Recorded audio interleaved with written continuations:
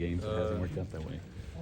You know, we was in a crucial part of the game. My brother went down, and you know, I felt like they gave us a drive to, you know, want to pull that out for him. You know, we was down 3 in the timeout, and I looked at him. I told him, "I got you. You know, I'm gonna do whatever it takes to win." And, you know, just seeing his smile after the game, knowing that he couldn't be out there, but he was still with us, that just made the moment feel even better.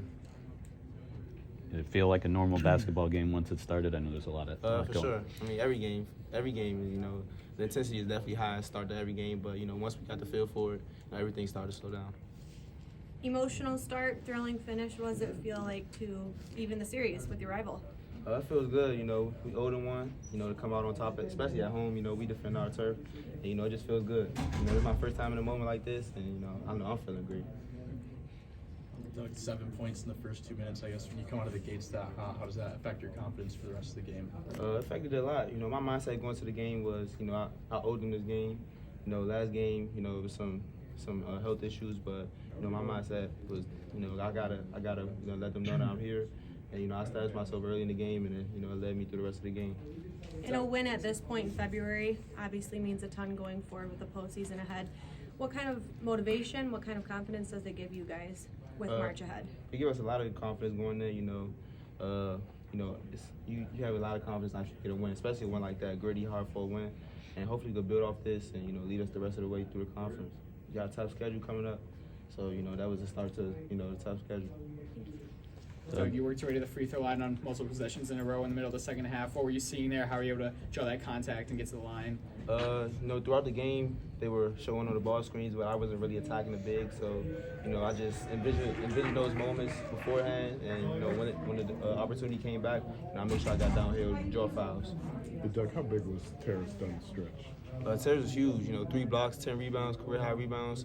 You know, nobody expected that from him, but you know, I did. You know, I know what he's capable of, and you know, he came up big tonight, and we wouldn't have won if it wasn't for him, for sure. Did you see anything different from Terrace in the first half versus the second half? I feel like his intensity, you know, he's playing too like casual the first half, you know, not trying to make a mistake. But once he's seen, you know, once you make one mistake, coach has the next play mentality. So I feel like throughout the game, he developed that same mindset, and he made a few mistakes, but he didn't let that deter his attitude and his energy. You know, he came up big, you know, crucial and ones, and he knocked down a crucial free throw. Thanks. Doug, I noticed you and Kobe had those matching headbands. Was that something you guys talked about before the game? Nah, he just decided he wanted to wear it this time. You know, a lot of guys didn't agree with it because, you know, whatever's been working in the past, we wanted him to keep that same, you know, flow. But, you know, he played great. And, you know, some people say he like twins. I like that. That's a good job right there. Did you have any message for your the Spartans over there that were, you know, the week that they had? Did you have any thoughts on that or anything? You know, I texted a few people on the team, you know, because those were my friends as well, you know, despite outside of basketball. So I just texted them, make sure they're okay.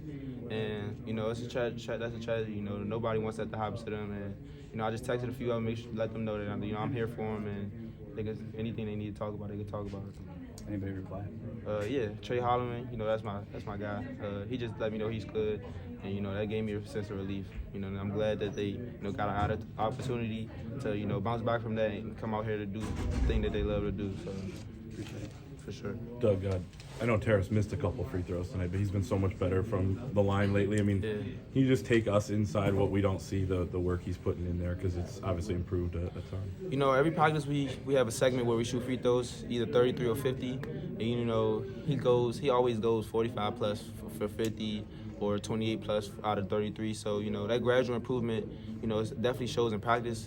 And then after practice, you know, he gets up 30 plus more. So, you know, his mindset in the free throw line definitely changed, you know, because early in the season we couldn't put him in because, you know, he couldn't close out games. So now he made it his duty. So, you know, we have to put him in to close out games. So I appreciate his work, you know, his extra work he put in for that, for sure.